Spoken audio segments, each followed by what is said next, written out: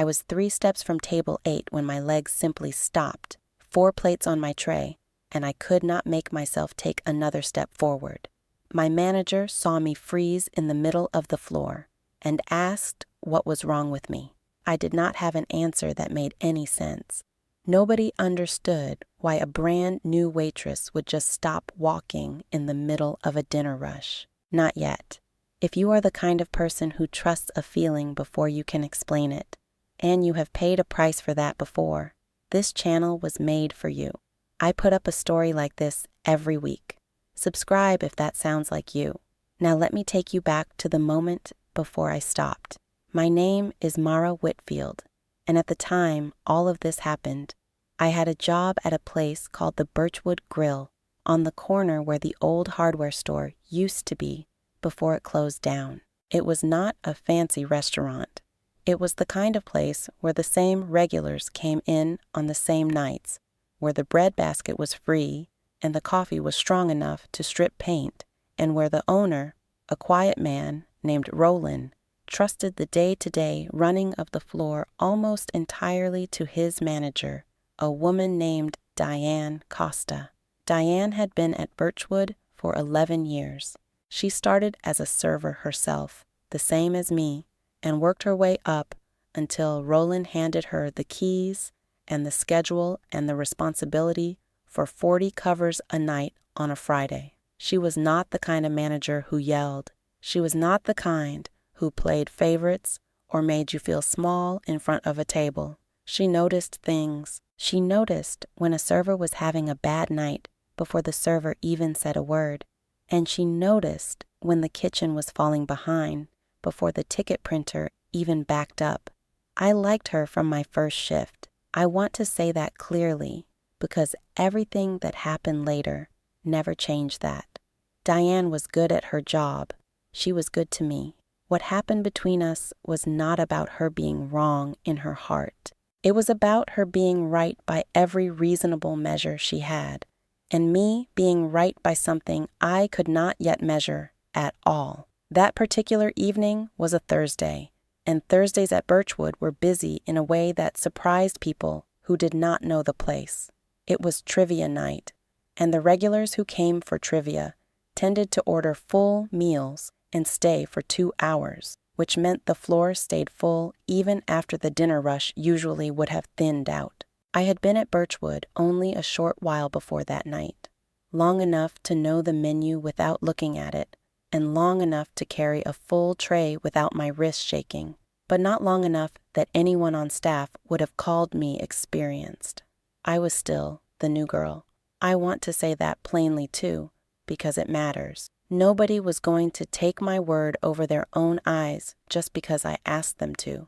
Table 8 that night held a party of 4, a man and a woman who I guessed to be in their 40s, and 2 boys who I guessed to be maybe 10 and 13, though I never asked and I could be off by a year either way. I remember thinking, when I first walked over with waters and bread, that they looked like an ordinary family having an ordinary dinner. The father had his phone face down on the table, which I noticed because most parents do not do that. They usually leave it face up so they can glance at it. The mother had her sunglasses pushed up on top of her head, even though it was well past dark outside. The younger boy was drawing on his paper placemat with the crayons we gave out, and the older boy was scrolling through something on a tablet with the sound turned all the way down. I took their drink order, water for the table, an iced tea for the mother, a beer for the father, and 2 lemonades for the boys. Nothing unusual there. I want you to understand that in the beginning, there was truly nothing about table 8 that separated it from any other table in that dining room. I have gone back over that first visit to their table more times than I can count since then. And I still cannot point to a single thing in those first 2 minutes that should have meant anything at all. It was on my second trip to the table, bringing bread and taking their food order, that I noticed the first small detail. It was the father. He rubbed his temple with 2 fingers while he was talking, the kind of small motion someone makes without knowing they are making it. I did not think anything of it at the time. People rub their temples. People get tired after a long week, and Thursday sits close enough to the end of one. I took the order, a burger for the father, a salmon for the mother, chicken fingers for the younger boy, and a plate of ribs for the older one. And I went on to my other tables, and I did not think about table 8 again until I brought their food out 19 minutes later. That is when the second detail happened, though I did not understand it as a detail yet. I set the plates down, and the mother thanked me. And then she said, almost as an aside to her husband, and not really to me at all, that the room felt a little warm to her. Her husband agreed. He said something like, "Yeah, it does feel warm in here," and he loosened his collar slightly, just a small tug at the top button, the kind of motion that meant nothing on its own. I remember glancing toward the front doors, half expecting to see them propped open, letting in warm night air, but they were closed, the same as always. I did not say anything. I refilled their waters and moved on, because that is what you do when you are new, and you are trying to keep 4 other tables happy at the same time. I want to stop here and tell you honestly that if the evening had ended there, if that family had finished their dinner and paid their check and walked out the door, I never would have thought about them again. 2 people saying a room feels warm is not a mystery. Restaurants get warm. Kitchens push heat out into the dining room all night long, especially on a busy Thursday with every burner running. There was nothing there yet. I want you to sit with that because it matters for what happened after. My certainty did not arrive all at once, like a bell ringing. It built itself slowly, one ordinary detail stacked on top of another ordinary detail, until the pile of ordinary things stopped feeling ordinary at all. The third detail came about 10 minutes later, when I swung by to check on them and ask how everything tasted. The older boy, the one who had been scrolling through his tablet without looking up from it all night, was resting his head against his hand, his elbow propped on the table, and his eyes were half closed. I asked him if he was doing okay, the way you ask any kid at a table when you notice something a little off, mostly out of habit and politeness. He said he was fine, just tired, and his mother laughed a little and said he had practice after school and always got sleepy at dinner on practice days. That was a perfectly reasonable explanation. Kids get tired. Kids fall asleep at dinner tables all the time, especially after sports. I nodded, smiled, and told them to wave if they needed anything, and I went to check on my other tables. But something in me had already shifted, even though I could not have told you what it was. I remember standing at the server station a few minutes later, punching in an order for a different table, and finding myself looking back over at table 8 without meaning to. The younger boy had stopped drawing on his placemat. He was just sitting there, staring at nothing in particular, his crayon loose in his hand. The father had his elbows on the table now, both hands pressed against the sides of his head, not dramatically, not in obvious pain, just the posture of someone with a mild headache trying to press it away. I looked at that table for maybe 4 seconds, and every single thing I saw had an ordinary explanation sitting right next to it.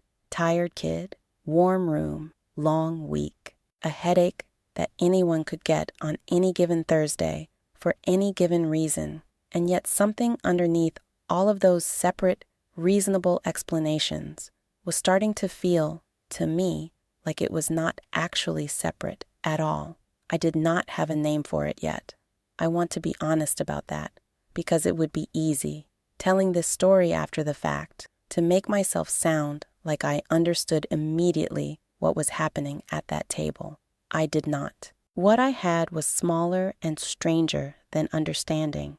I had a feeling that kept tugging at the edge of my attention every time I walked near that section of the dining room, a feeling that made me count the members of that family without meaning to, made me notice their skin looked slightly flushed in a way that had nothing to do with the restaurant lighting, made me notice that none of the four of them had touched more than half of their plates, even though the food at Birchwood was good, and people usually cleaned their plates on a Thursday. I went to fill drinks at another table, and Diane caught me near the server station and asked, in her usual, friendly, checking-in way, how things were going on my section.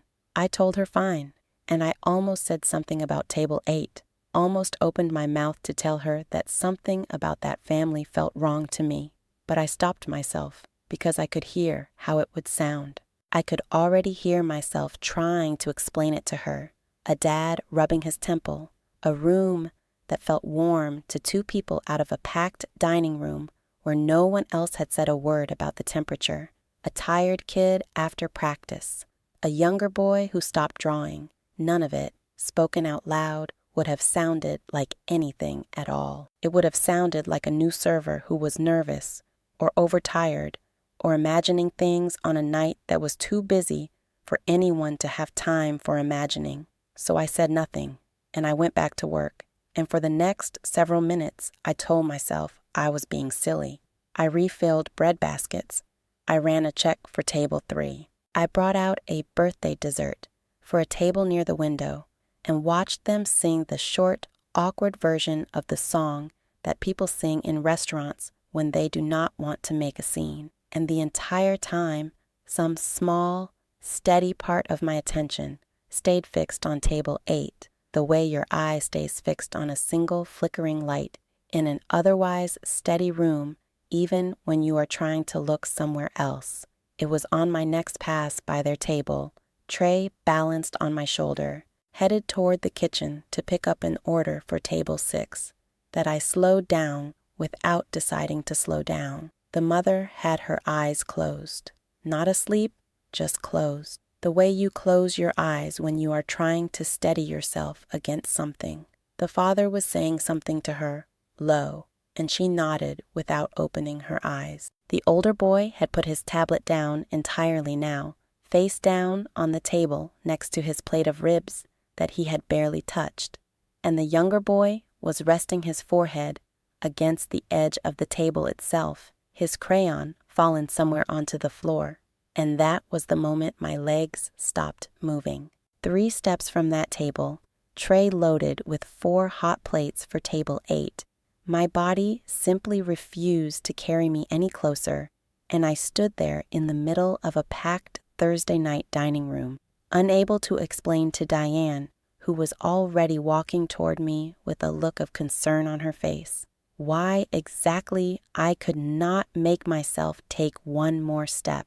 I stood there with the tray shaking slightly against my shoulder, though I want to correct myself right there in the telling of it, because it was not shaking from nerves the way it might sound. My arm was steady. My hands were steady. It was something else entirely that had stopped me, something underneath the steadiness, a kind of internal alarm that had been building in me for the better part of 10 minutes and had finally reached a point where my body made a decision before my mind had caught up with it. Diane reached me within a few seconds. She had good instincts, and she could read a floor the way some people read a room full of strangers and know exactly who was about to cause trouble. She saw a new server frozen in the middle of a packed dining room with a full tray, and she came straight over, quiet enough not to draw attention from the surrounding tables, which was exactly the kind of thing that told you she had done this job for a long time. She asked me what was wrong. I remember her voice, low and even, not annoyed, just concerned, the way you would talk to someone you thought might be about to drop 4 plates of hot food on the floor. I opened my mouth to answer her, and nothing that came out of it made any real sense. I told her I did not think I should bring the food to that table yet. She looked at me, then looked past me at table 8, and I watched her eyes move over the family the same way mine had been moving over them for the last several minutes, except she was seeing what anyone would see, a family finishing a meal a little slower than usual. Nothing more. She asked me why. I said I was not sure, but something felt wrong with them. I could hear, even as I said it, how thin the sentence sounded once it left my mouth and entered the air of a functioning restaurant on a Thursday night. Diane did not dismiss me outright, and I want to give her credit for that, because a lot of managers would have. She asked me what specifically felt wrong, and this is the part I have thought about more than almost any other part of that night, because I did not have a good answer. I told her the father had been rubbing his head. I told her the mother said the room felt warm. I told her the boys both looked tired in a way that seemed like more than tired. I told her their skin looked flushed to me. Diane, to her enormous credit, did not roll her eyes or brush past me toward the table to smooth things over with the customers. She actually considered it, for a moment, the way a person considers something even when they do not believe it, because they respect the person telling them enough to give it a moment of real thought. Then she said, gently, that it was a warm night, that the kitchen had been running hot all evening because we were slammed, that headaches happened, that kids got tired, and that none of what I was describing was outside the range of a perfectly normal Thursday dinner for a perfectly normal family. She was not wrong to say any of that. I want to be completely clear about this part, because it is the whole center of what this story is actually about. Diane was not wrong. Everything she said was true and reasonable, and exactly what an experienced manager with 11 years on the floor should have concluded from what I had described to her. If I had been standing in her shoes instead of mine, hearing a nervous new server describe a father rubbing his temple and a mother mentioning the room felt warm, I would have concluded the same thing she did. There was no error in her reasoning. The error, if there was one at all, was only that she did not have the same feeling in her body that I had in mine, and a feeling like that is not something you can hand to another person the way you hand them a plate. She told me, kindly, to take the food to the table, check on them, and if anything actually seemed wrong, to come get her immediately. It was a fair instruction. It was the instruction any manager would give. I nodded, because there was nothing else to do, and I made myself walk the remaining 3 steps to table 8 with the tray still balanced on my shoulder, my heart going harder than it should have been going for such a short distance. I set the plates down one at a time, murmuring the usual things. Careful with the hot plate, watch the edge of that dish, and I looked at each of them up close for the first time in a few minutes. The mother had opened her eyes again and thanked me, and up close I could see that the flush in her cheeks was not the ordinary flush of a warm room. It sat in an even, strange kind of redness across both cheeks and along her forehead, the kind of color that did not look like blushing or exertion, but like something underneath the skin itself. The father thanked me too, distracted, still pressing 2 fingers against one temple. The older boy did not look up at all. The younger boy lifted his head off the table just long enough to say thank you in a small voice, and then set it back down against the wood, his eyes closing. I asked, as casually as I could manage, whether they wanted me to turn down the vent above their table, since a few people had mentioned the room feeling warm. It was the only practical thing I could think to offer, a small gesture that might buy me a few more minutes near them without alarming anyone. The father said that would be great, and thanked me again. I looked up at the ceiling above table 8, at the vent set into the drop ceiling tile, one of maybe a dozen identical vents spaced evenly across the dining room, and for a moment I just stood there looking at it, not because I expected to see anything, but because I did not know what else to do with my eyes. And that is when the first real piece of the puzzle came to me, though I did not understand yet that it was a piece of anything at all. I noticed that table 8 sat almost directly beneath the vent closest to the kitchen wall, closer to that wall than any other table in the dining room. Most of our tables sat well out into the open floor, spaced around the vents that ran down the center of the room, but table 8 was tucked into a corner near the swinging doors to the kitchen, a table that Diane sometimes called the awkward foretop because servers occasionally forgot it was there entirely, tucked as it was behind a half wall that separated the dining room from the little hallway leading back to the restrooms and the kitchen entrance. I want to explain something about Birchwood that becomes important later, though at that exact moment, I only understood the smallest edge of it. The kitchen at Birchwood had gone through a small renovation about 8 months before I started working there, well before my time, something Diane had mentioned once in passing during training when she was walking me through the layout of the building. They had put in a new set of ovens and a new exhaust system to handle them, and from what she said, the whole project had taken longer than expected and cost more than expected, the way those things always do. I did not think about any of that standing there under the vent at table 8. I only registered, in that moment, that this particular table sat closer to the kitchen wall than any other seat in the restaurant, and that there was something about that placement that made the small alarm in me ring slightly louder rather than quieter. I went to check on my other tables, forcing myself to move at a normal pace, forcing my face into the pleasant, attentive expression that servers wear. And the whole time I kept circling back, in my mind, to table 8. I brought a fresh basket of bread to table 3. I dropped off a check at table 5. I refilled the water at table 1, where an older couple sat quietly enjoying a bottle of wine, completely unaffected by whatever I thought I was seeing 30 feet away from them. And that detail, the fact that the rest of the dining room seemed entirely fine, was the thing that kept nagging at me even more than the family itself. If something were wrong with the air in that room, would it not affect everyone equally?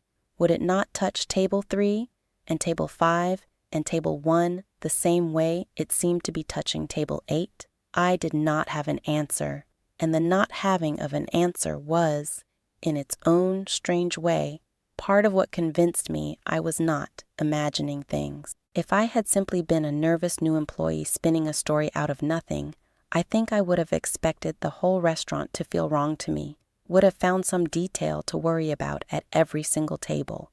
Instead, my attention kept snapping back, again and again, to that one corner near the kitchen wall, to that one family, sitting almost directly under that one vent, and nowhere else in the entire dining room. I found myself doing something I am not proud of, in a small way, though I do not think it hurt anyone. I started finding reasons to walk past table 8 more often than my other tables required. I refilled their water when it did not need refilling. I asked if they wanted more bread when the basket was still half full.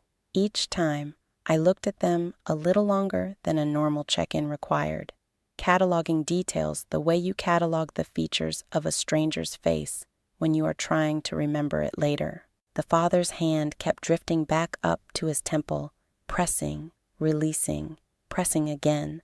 The mother had started resting her chin in her palm, her elbow on the table, in a posture that looked less like relaxation and more like someone bracing against something.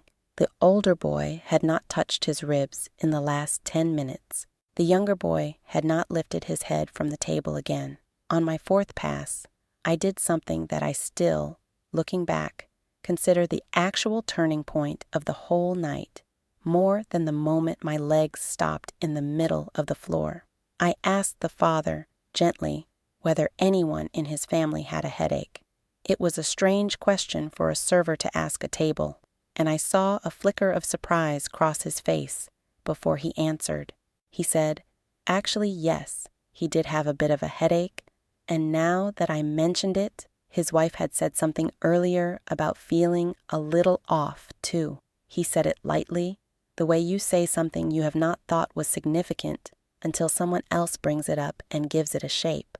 I asked if the room still felt warm to him. He said it did. If anything, it felt warmer than it had 10 minutes ago, though he laughed a little and said maybe that was just the wine. He had not ordered wine. I remembered clearly that he had ordered a beer. I did not correct him.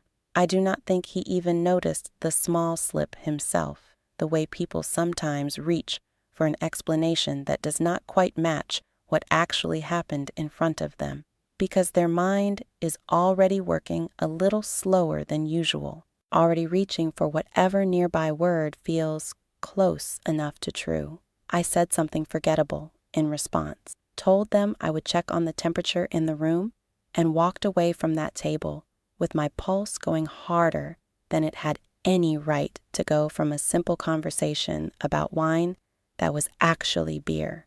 I found Diane again near the host stand, and this time I did not hesitate the way I had the first time. I told her I needed to talk to her about table 8, and something in my voice must have carried more weight than it had a few minutes earlier, because she stepped fully away from the host stand and gave me her complete attention. I told her about the father mixing up wine and beer.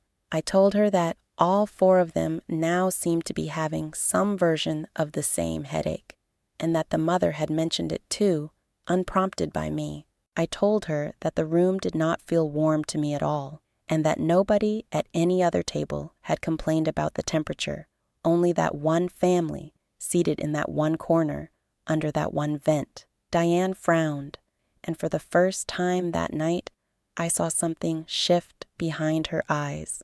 Not full agreement, not yet, but the beginning of a genuine question rather than a reflexive dismissal. She still, understandably, was not ready to disrupt a paying table on a busy Thursday night over a server's hunch about a mixed-up drink order and a headache that 4 different people could have coincidentally developed on their own. She told me she would keep an eye on it, and that if I noticed anything else, I should come find her right away, and I could see in her face that she meant it, that she was not simply humoring me to get me back to work.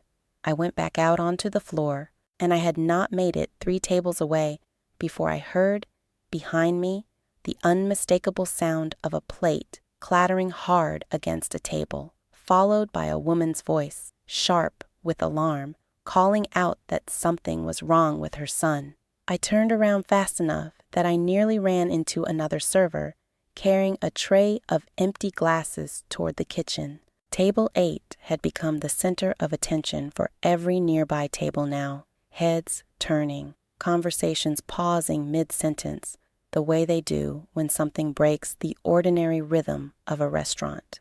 The younger boy, the one who had been resting his head against the table for the last several minutes, had slid partway off his chair, his mother catching him under the arm before he could fall further, her own plate knocked sideways in the process, silverware scattered across the tablecloth.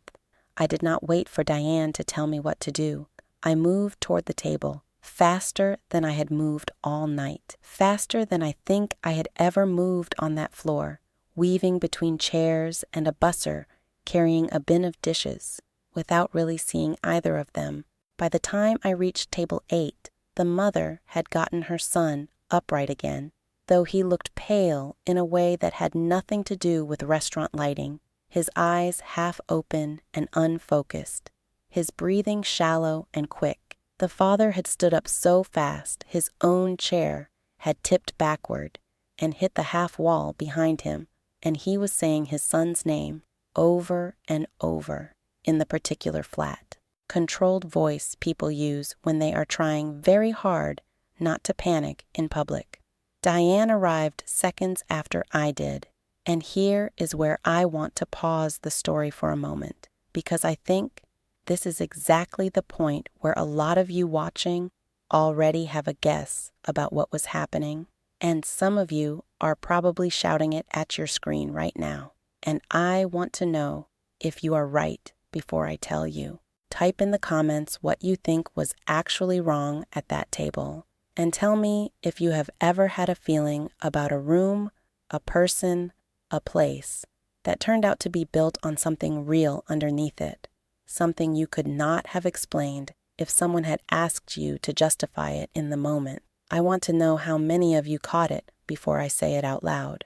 Diane took control of the situation the way an experienced manager does, calm, clear, already moving. She asked the father whether his son had any medical conditions, any allergies, whether he needed her to call for an ambulance.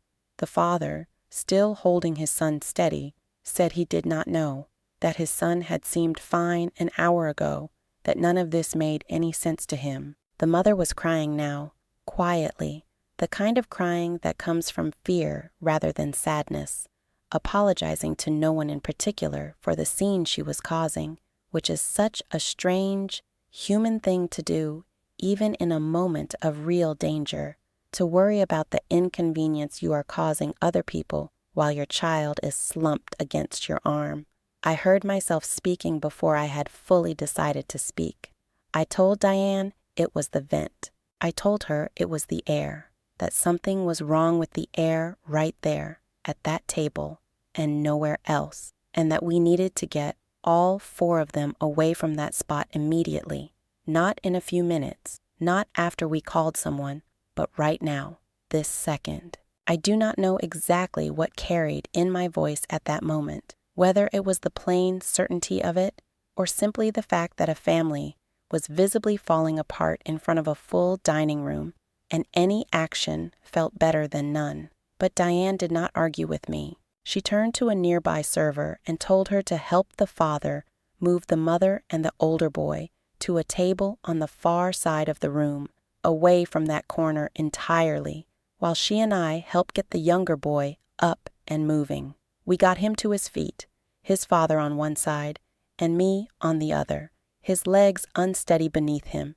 in a way that reminded me uncomfortably of someone who had had too much to drink, except he was 10 years old and had been drinking lemonade all night. We walked him across the dining room, past tables that had gone almost entirely silent, watching us the way people watch an accident they cannot look away from, and we set him down in a chair at an empty table near the front windows, as far from that kitchen corner as the dining room allowed.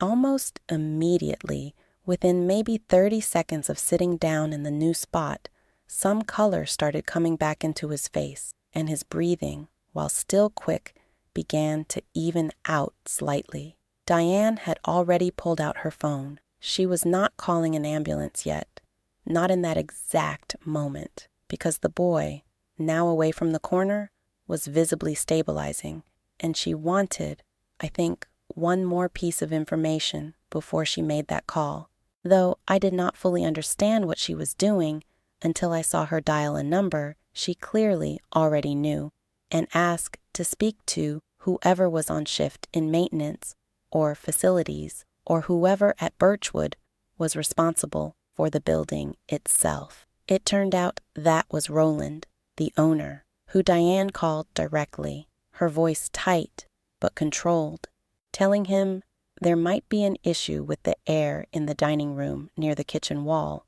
and that he needed to get down there immediately. While she was on the phone, I crouched down next to the father, who had pulled a chair up beside his son and was holding his hand, and I asked him, as steadily as I could manage, whether anyone else in his family had ever had anything like this happen before, any history of fainting, any conditions the paramedics would need to know about if it came to that. He said no, nothing like this had ever happened, that his son was healthy, that this made no sense to him at all. And then he looked at me, really looked at me, for the first time since I had approached the table an hour earlier with waters and bread, and asked how I had known. He asked it plainly, without suspicion, just a father trying to understand what had just happened to his child. I did not have a good answer for him either.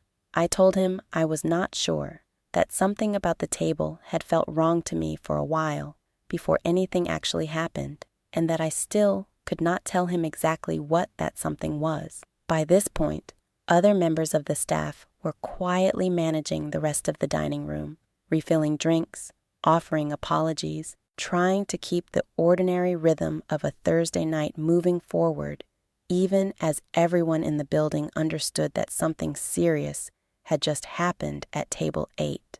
I stayed near the family, mostly because I did not know what else to do with myself, and because some instinct told me they needed a familiar face nearby, more than they needed another stranger asking questions.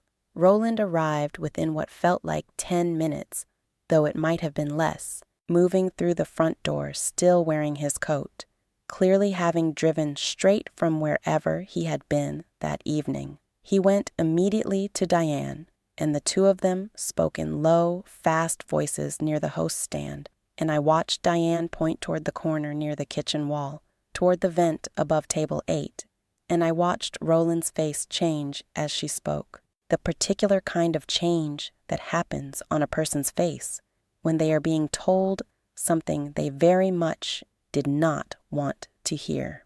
I found out later, though not that night, what exactly Diane told him in those first few minutes, and I want to hold that piece back for just a moment longer, because I think it matters that you understand what I understood in that moment, which was almost nothing certain at all. What I understood, standing near that family by the front window, watching the boy slowly return to something closer to himself, was only this. I had felt something was wrong.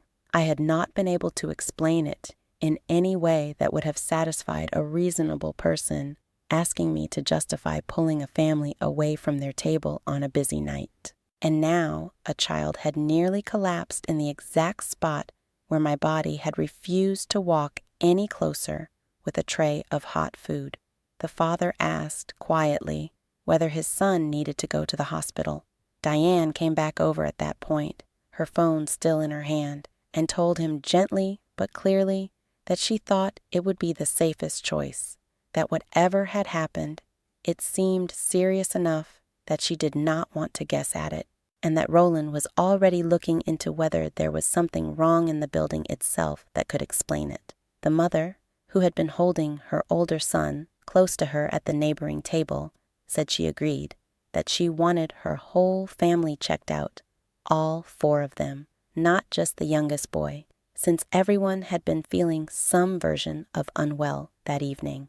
An ambulance arrived not long after that, and I stood near the door as the paramedics came in, calm and businesslike in the way trained people are during moments that feel enormous to everyone else in the room. They checked the boy first, taking his pulse, asking him questions in a soft, patient voice, shining a small light in his eyes. I could not hear everything they said, but I heard enough fragments, oxygen levels, color returning, vital signs stabilizing, to understand that whatever had happened to him, moving him away from that corner of the restaurant, seemed to have already made a real difference. While the paramedics worked, Roland had gone into the kitchen, and through the small round window in the swinging door, I could see him crouched near the base of the wall behind where table 8 normally sat empty now, running his hand along a section of trim near the floor, then standing and looking up at the ceiling, at the vent itself, his expression unreadable from that distance.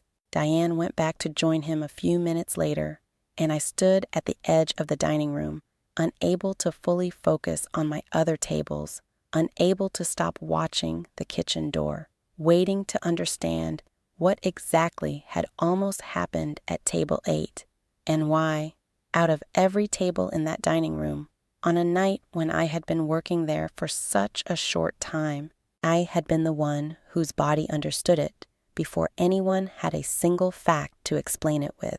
The paramedics ended up taking all 4 of them to the hospital, not as an emergency scramble, but as a precaution, the kind of decision made because nobody wanted to guess about something that had already knocked one child nearly unconscious in the middle of a family dinner. Before they left, the mother came over to me at the door, her older son leaning against her side, and she took my hand for a moment and thanked me, though I remember telling her there was nothing to thank me for yet, because I still did not actually know what had happened.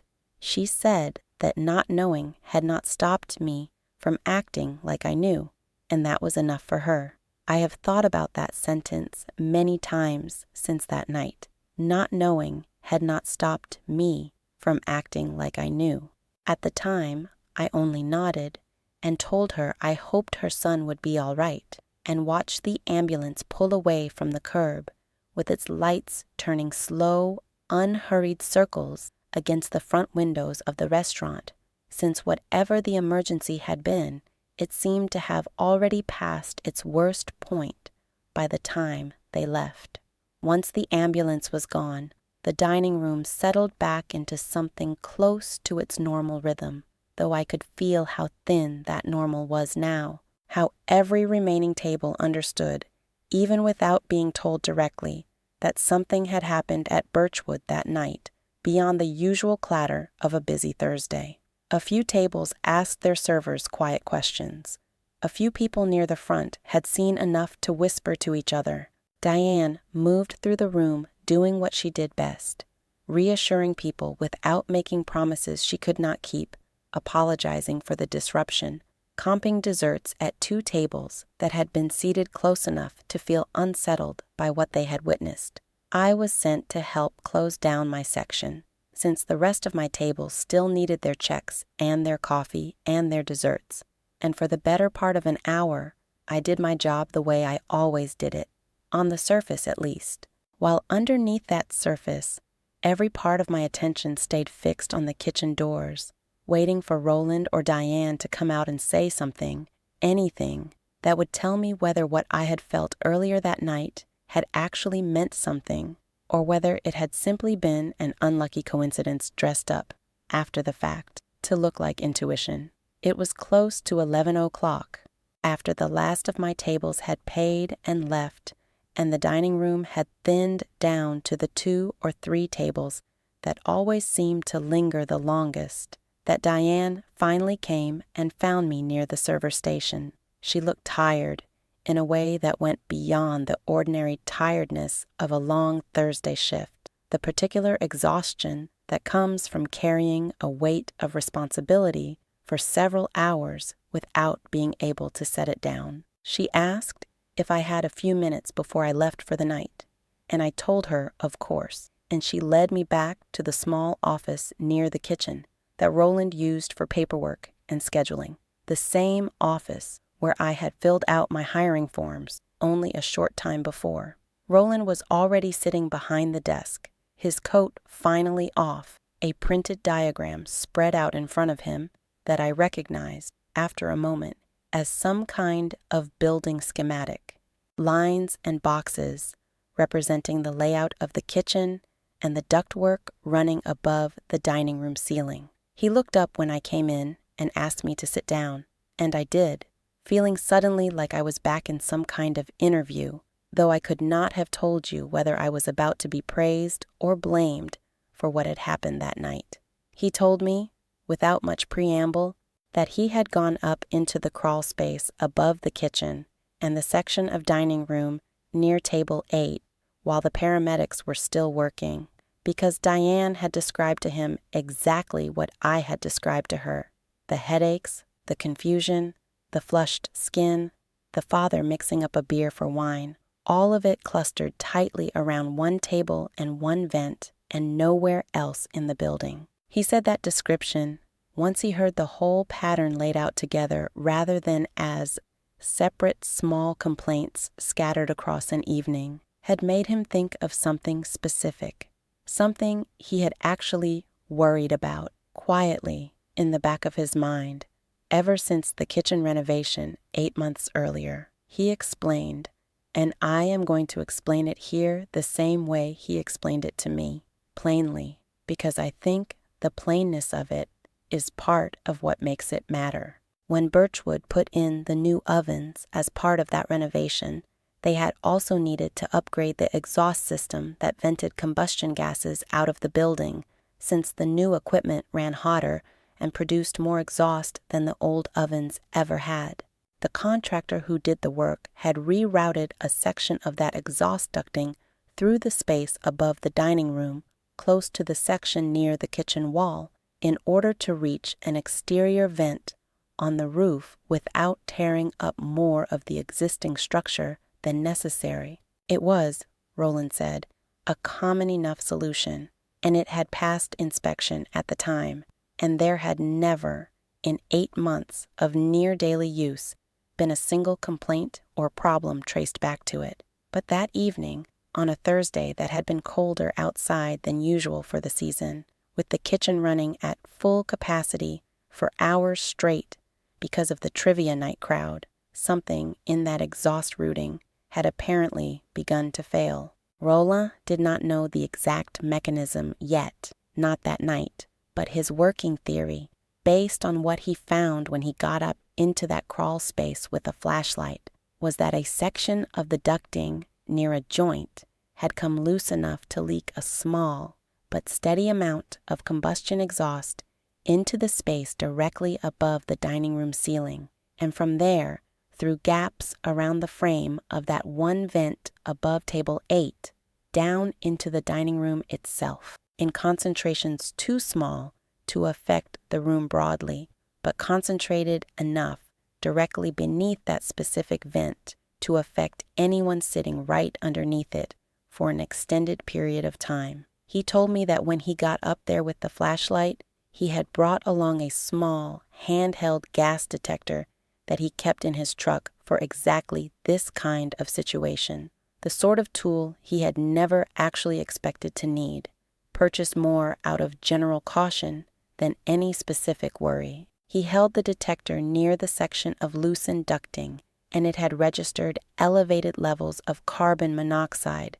not dangerously high in the ambient sense for the whole building, but high enough right at that specific point of the leak to explain everything: the headaches, the confusion, the flushed skin, since carbon monoxide poisoning causes exactly that particular kind of even, cherry-colored flush across the skin that I had noticed but could not name earlier that night, the father forgetting he had ordered a beer instead of wine, the younger boy growing steadily more lethargic over the course of an hour, since children, with their smaller bodies, are affected by carbon monoxide far faster and far more severely than adults exposed to the exact same air. I sat there in that small office and felt something strange move through me, something that was not quite relief, and not quite vindication, and not quite fear, but some mixture of all three at once.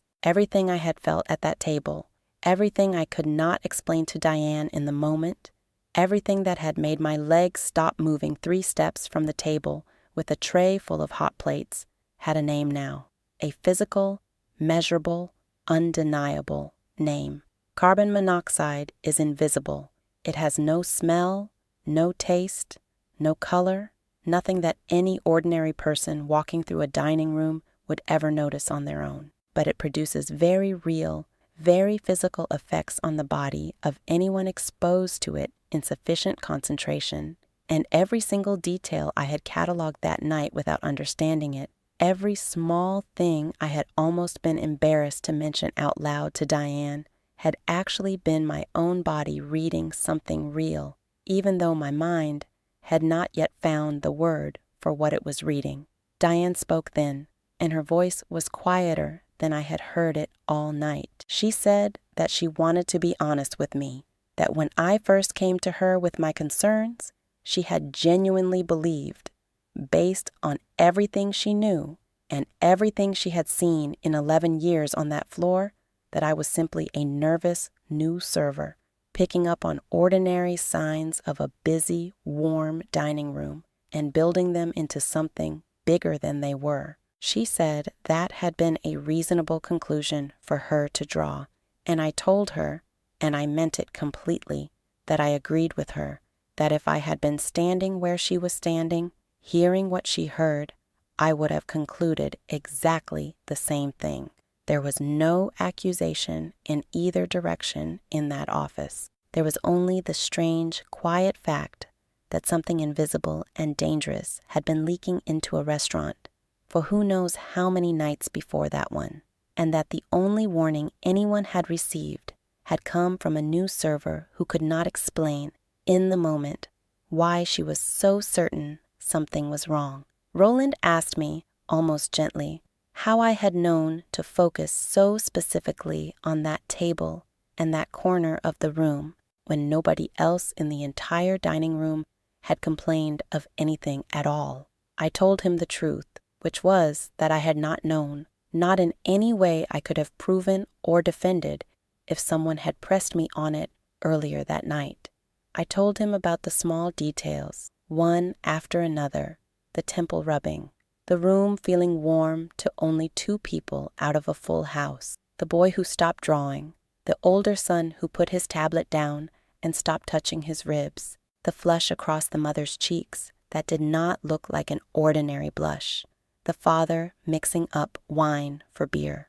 I told him that none of those details on their own had meant anything, and that even together they had not formed a clear picture in my mind, not the way it sounds now that I am telling it after the fact, with the answer already known. What I had actually experienced in the moment was closer to a mounting discomfort, a physical unwillingness to keep walking toward that table that grew heavier with each small thing I noticed, until it became something my body simply refused to override, regardless of what my mind could or could not justify.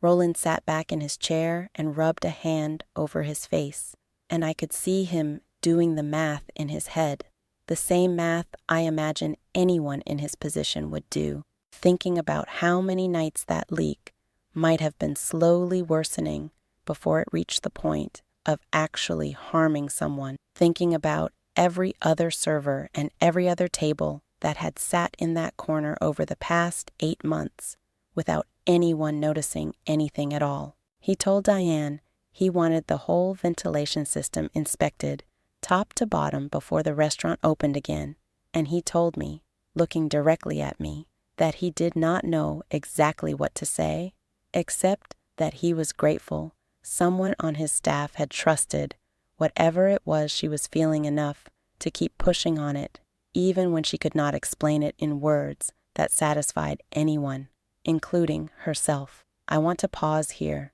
and tell you honestly that this was not, in that moment, the triumphant scene it might sound like now. Nobody clapped. Nobody made a big speech. I sat in a small office with tired fluorescent lighting overhead, next to a manager who still looked shaken and an owner who was clearly already thinking about liability and inspections and how many other things might need fixing in a building he had trusted for years. And none of us said very much for a long moment after Roland finished talking. What I remember most clearly from that silence was not pride, and it was not vindication in any satisfying sense. It was simply a kind of exhausted relief, the specific relief of finally understanding a thing that had been sitting shapeless and heavy in my chest for the better part of an hour, and finding out that it had been real the entire time. Diane finally broke the silence by asking me if I was okay, since I had, after all, spent a fair amount of time standing closer to that table and that vent than anyone else that evening, aside from the family itself. I told her I felt fine, and I did, though in the days afterward I found myself thinking more than once about how thin the line had actually been between noticing something in time and simply becoming another person affected by the same invisible thing that had been settling slowly into that family for the better part of an hour before anyone understood what it was. The restaurant stayed closed for 2 full days after that night, which surprised some of the regulars when they showed up, expecting the usual Saturday crowd, and found the lights off and a handwritten sign taped to the door explaining that Birchwood was closed for essential maintenance. Roland brought in a contractor first thing the next morning, not the same company that had done the original renovation 8 months earlier, but an independent inspector he found through someone Diane knew, specifically because he wanted a fresh set of eyes, with no connection to the original work. I was not there for most of that inspection, since I was not scheduled to work those 2 days, but Diane called me on the second afternoon, and I could hear in her voice that she wanted to tell me something in person rather than over the phone, so I drove over to the restaurant even though it was still closed. She met me at the front door and let me in, and the dining room looked strange in the daylight, with the chairs still up on some of the tables and no music playing, quiet in a way I had never experienced it before. She walked me back toward the kitchen, toward that corner near the half wall where table 8 normally sat, and pointed up at the ceiling, where a section of tile had been removed entirely, leaving the ductwork above exposed and visible for the first time. She told me the inspector had found exactly what Roland suspected the night of the accident, a section of flexible exhaust ducting connected to the newer ovens that had been secured to a rigid section of duct with a clamp that had, over 8 months of heat cycling and vibration, gradually worked itself loose. Once loose enough, it had begun leaking a small but steady stream of combustion exhaust into the space above the ceiling, and from there down through gaps around the frame of the vent above table 8, the only vent in the entire dining room positioned close enough to that specific section of failing ductwork to be affected at all. She told me the inspector had also found something else, something that made the whole night feel even more precisely explained than it already had. There was a carbon monoxide detector mounted in the kitchen itself, required by code, placed near the cooking line where the equipment was located. That detector had never gone off during the entire 8 months since the renovation, because the leak was not happening in the kitchen at all. It was happening above the dining room ceiling, in a space with no detector installed, since nobody had ever anticipated that exhaust ducting would need to be monitored anywhere except near the equipment itself. The gas had been leaking slowly and invisibly into a pocket of space that no alarm in the building was designed to reach, and the only sign of it, night after night, for who knows how long before that Thursday, had been whatever small, unremarkable discomforts it caused in whichever unlucky guests happened to sit in that one corner for long enough. I asked Diane whether there had ever been other complaints from that table before, in the months before I started working there, and she said that she went back through her memory carefully after the incident, and that there had been, now that she thought about it with this new information in hand, a small handful of times over the past several months where a guest at that table had mentioned feeling unusually warm or having a mild headache partway through their meal, complaints so ordinary and so easily explained by a busy kitchen and a full dining room that nobody, including her, had ever thought to connect them to each other or to anything specific about that particular seat. She said it was strange and a little unsettling to realize that the signs had been there all along, scattered thin across many separate nights, never concentrated enough on any single evening for anyone to notice the pattern, until that one Thursday when 4 people sat in that corner long enough and the leak itself happened to be at its worst, for the pattern to finally become visible all at once in the body of one family over the course of a single dinner. The contractor repaired the loose clamp, resealed the section of ducting properly, and installed an additional carbon monoxide detector directly above the dining room ceiling near that corner, in the space between the ceiling tile and the roof, specifically so that if anything like that ever happened again, an alarm would sound immediately, rather than depending on a server noticing a stranger mixing up a beer for a glass of wine they never ordered. Roland told Diane he wanted every table in the restaurant re-evaluated for its position relative to the ductwork above it, and he had the inspector map out the entire duct system and cross-reference it against the seating chart, something that had apparently never been done in the 8 months since the renovation, since nobody had any reason to think it was necessary until that Thursday night gave them one. I went back to work 3 days after the restaurant reopened, and the first thing I noticed when I walked in for my shift was that table 8 was gone. Not moved, not relabeled, simply removed from the floor plan entirely. Roland had decided, once the repairs were finished, that even with the new detector installed and the ducting resealed, he did not want to seat guests directly under that particular section of ceiling again, not because he did not trust the repair, but because he said, when Diane told me about the decision, that some things you fix and some things you simply stop doing. And he preferred to be the kind of owner who did both, rather than the kind who waited to find out which mistakes were survivable through repetition.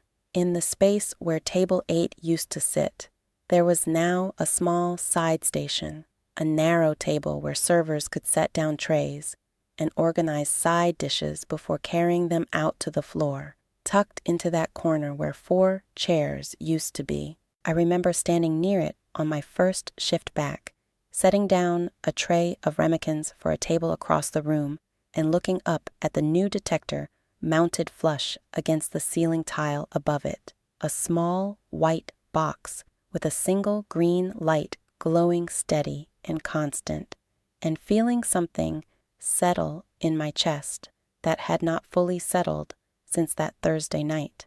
Diane found me there a few minutes later and stood beside me for a moment without saying anything, both of us looking up at that little green light together. Then she told me something I have thought about many times since, something that mattered more to me in the end than almost anything else that came out of that whole strange week. She said that she had been managing that floor for 11 years, and that in all that time she had trained herself, the way any good manager does, to trust patterns, to trust experience, to trust the accumulated weight of thousands of ordinary shifts where a warm complaint was just a warm complaint and a tired kid was just a tired kid. She said that training had served her well almost every single time, and that it was not wrong to have leaned on it that Thursday night when I first came to her with nothing but a feeling and a handful of small disconnected details. But she said she had also learned something new that week, which was that 11 years of experience could be entirely right about the odds and still be standing 3 tables away from the one time the odds did not hold, and that the only reason nobody at Birchwood got seriously hurt that night was that someone without 11 years of experience, someone with nothing to go on but a feeling she could not yet name, had trusted that feeling anyway, even while doubting it, even while unable to defend it to the person whose job it was to make the final call. She did not say it as praise exactly, and I did not take it as praise exactly. It felt more like 2 people standing together in the aftermath of something that could have gone very differently, trying honestly to understand what had actually happened and why, without needing to turn either of us into the hero or the person who had been wrong. I told her that I understood completely why she had responded the way she did at first, and I meant it, and I think she understood that I meant it, because nothing about that night had ever felt, to either of us, like a contest between who had been right and who had been mistaken. It had only ever been 2 reasonable people looking at the same set of facts from 2 different vantage points, one of them standing close enough to feel something the other one simply could not feel from where she was standing. The family came back to Birchwood about a month later on a quieter Tuesday evening, all 4 of them healthy and steady on their feet, and they specifically asked to be seated in my section, though, of course, by then there was no table 8 left to seat them at anyway. The younger boy, the one who had slumped sideways off his chair that night, was drawing on his placemat again within about 5 minutes of sitting down, coloring in the edge of a cartoon fish with a green crayon pressed a little too hard against the paper. And I remember standing at the edge of their table for a moment longer than I needed to, just watching him draw before I went to put in their order. The father thanked me again that night, the way people do when they want to make sure gratitude gets said properly, away from the noise and adrenaline of the original moment. And he asked me, almost sheepishly, whether I had figured out yet how I had known. I told him the truth, which was still the same truth I had given Roland and Diane in that office weeks earlier. I had not known, not in any way I could have proven at the time. I had only trusted a feeling that grew heavier with every small detail I noticed, until my body made a decision my mind could not yet justify. And it turned out, this time, that the feeling had been reading something entirely real, invisible, and dangerous, moving quietly through the air above a table where 4 ordinary people were simply trying to enjoy a Thursday dinner together. I still work at Birchwood. Diane still manages the floor, and if anything, she has become the kind of manager who listens a little longer and asks a few more follow-up questions than she used to before deciding a new server is simply nervous or overtired.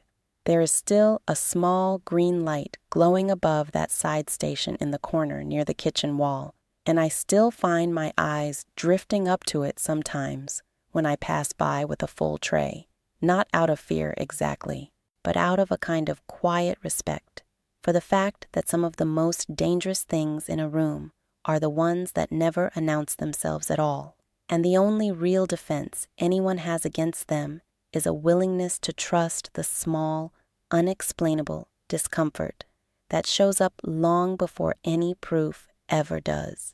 If you have ever felt something like that yourself, a certainty with no evidence yet attached to it, something that made you stop walking, stop talking, stop moving forward before you understood why, I would love to hear about it, because I have a feeling I am not the only one this has happened to. And I put up a story like this every single week for exactly that reason. Subscribe, and I will see you in the next one.